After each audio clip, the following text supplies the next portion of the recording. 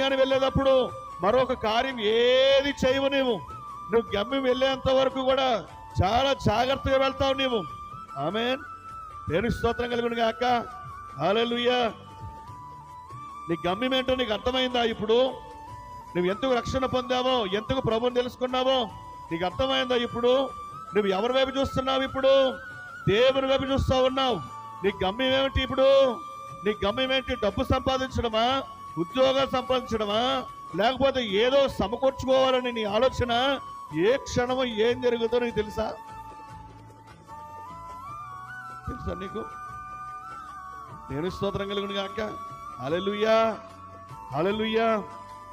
ఈ భూమి మీద చాలా భయంకరమైన కార్యాలు జరుగుతున్నాయి. వింటున్నారా మీరు వార్తలు? ఆ నోట ఈ నోట వింటూ ఉంటే ఒళ్ళు జలధరించట్లేదా? మనుషులు ఎలా కూడా ఉంటారా? కడవరి దినాల్లో మనుషుల్లో ఏం చల్లారిపోద్దంట? ప్రేమ చల్లారిపోద్దంట. ఆమేన్. ప్రేమ చల్లారిపోయింది ఈరోజు. ప్రేమ ఉందనుకుంటున్నారే కానీ అది నిజమైన ప్రేమ కాదు. అది ఆ ప్రేమ ఇప్పుడు ఏమైపోయిందంటే మనుషుల్లో చల్లారిపోయింది. ఎందుకు మరి? గొడవలు ఎందుకు జరుగుతున్నాయి? దెబ్బలు ఎందుకు జరుగుతున్నాయి? ఒకరినొకరు ఎందుకు చెప్పుకుంటున్నారు? అంత భయంకరంగా మూర్ఖులుగా ఎందుకు మారిపోయారు అంటే మనుషుల మధ్యలో ఏం పోయింది? ఇప్పుడు ప్రేమ లేదు. అసలు ప్రేమ లేకపోవడం వల్ల ఇవన్నీ జరుగుతున్నాయి. ఈ గొడవలన్నిటికీ కారణం ఏంటో తెలుసా? చూడండి, ఇస్రాయేల్ మీద ఒక బాంబు వేస్తున్నారు, గాజా మీద ఒక బాంబు వేస్తున్నారు, రష్యా మీద ఒక బాంబు వేస్తున్నారు. ఈ బాంబులన్నీ వేసుకోవడం కారణం.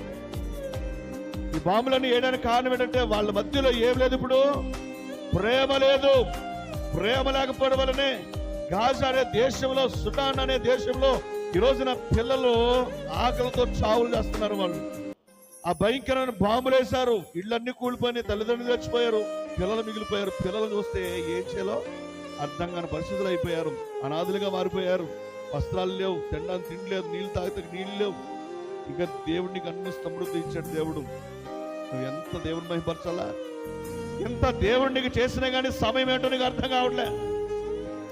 దేవుని సన్నిధిలో ఎప్పుడు రావాలో, ఏ క్షణం రావాలో, ఈ దేవుని సన్నిధిలో ఎలా రావాలో క్రమమే తెలియట్లేదు నీకు. ఇంకా అంటే ఆ సమయం వచ్చిన తర్వాత అర్థమవుతా?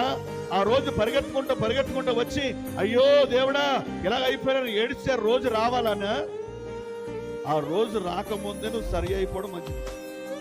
ఆమేన్. దేవుని స్తోత్రం కలుగును గాక. భయంకరమైన దాడులు జరుగుతూ ఉన్నాయి, భయంకరమైన యుద్ధాలు జరుగుతూ ఉన్నాయి. బాంబులు వేసుకుంటున్నారు, ఒకరినొకరు చంపుకుంటున్నారు. ఓ